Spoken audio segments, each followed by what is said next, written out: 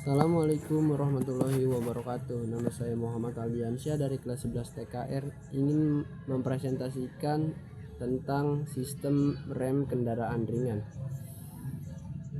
Materi ini sangat penting karena sistem rem merupakan salah satu komponen utama dalam keselamatan berkendara. Sebagus apapun performa mesin kendaraan, apabila sistem rem tidak bekerja dengan baik, maka kendaraan akan beresiko mengalami kecelakaan. Oleh karena itu, setiap pemilik kendaraan maupun seorang mekanik harus memahami fungsi, jenis, komponen, cara kerja, gangguan, serta perawatan sistem rem. Pengertian sistem rem. Sistem rem adalah suatu sistem pada kendaraan yang berfungsi untuk mengurangi kecepatan, menghenti laju kendaraan, dan menjaga kendaraan tetap diam saat berhenti atau diparkir. Prinsip kerja sistem rem adalah mengubah energi gerak atau energi kinetik kendaraan menjadi energi panas melalui gesekan antara kampas rem dengan cakram atau tromol. Semakin besar gaya gesek yang terjadi, maka semakin cepat kendaraan berhenti. Sistem rem memiliki beberapa syarat, yaitu mampu menghentikan kendaraan dengan cepat, bekerja secara stabil, mudah dikendalikan oleh pengemudi, serta tetap berfungsi dengan baik dalam berbagai kondisi jalan maupun cuaca. Fungsi sistem rem. Fungsi sistem rem tidak hanya untuk menghentikan kendaraan, tetapi memiliki beberapa fungsi penting, yaitu 1. Mengurangi kecepatan berkendara saat bertahap. 2. Menghentikan kendaraan dengan aman. 3. Menahan kendaraan saat berhenti di tanjakan maupun turunan. 4. Menjaga keselamatan pengemudi, penumpang, dan pengguna jalan lainnya. 5. Membantu menjaga kestabilan kendaraan saat melakukan pengereman mendadak. Karena fungsinya sangat penting, kondisi rem harus selalu diperiksa secara berkala. Jenis-jenis sistem rem. Pada kendaraan ringan terdapat beberapa jenis sistem rem. 1. Rem cakram. Rem cakram menggunakan piringan atau cakram yang dijepit oleh kampas rem melalui kaliper. Kelebihan rem cakram adalah daya pengereman lebih baik, pelepasan panas lebih cepat, lebih mudah, dan perawatan tetap bekerja dengan baik saat kondisi basah. Namun biaya perawatannya biasanya lebih mahal dibanding rem tromol.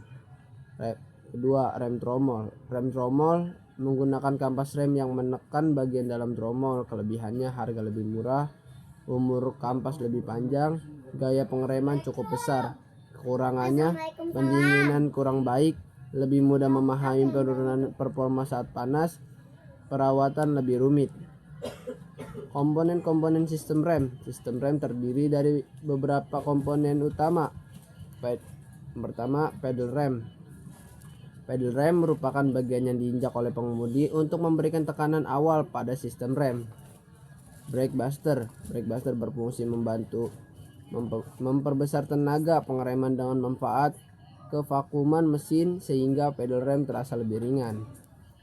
Master cylinder. Master cylinder berfungsi mengubah tekanan mekanis dari pedal menjadi tekanan hidrolik yang akan diteruskan ke seluruh roda.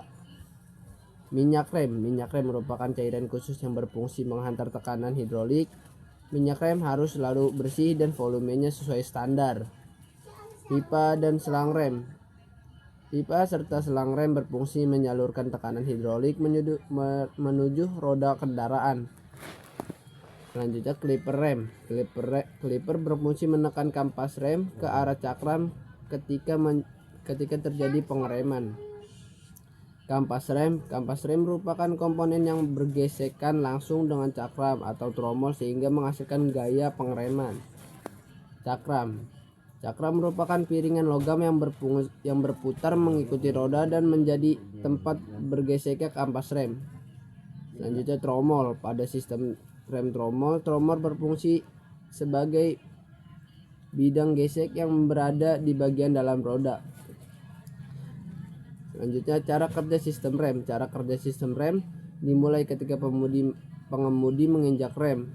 Tekanan dari pedal diteruskan menuju brake buster agar gerakan injakan menjadi lebih besar. Selanjutnya tekanan diteruskan ke master silinder. Master silinder mengubah tekanan tersebut menjadi tekanan hidrolik melalui minyak rem. Tekanan hidrolik kemudian mengalirkan melalui pipa dan selang menuju kaliper atau silinder roda.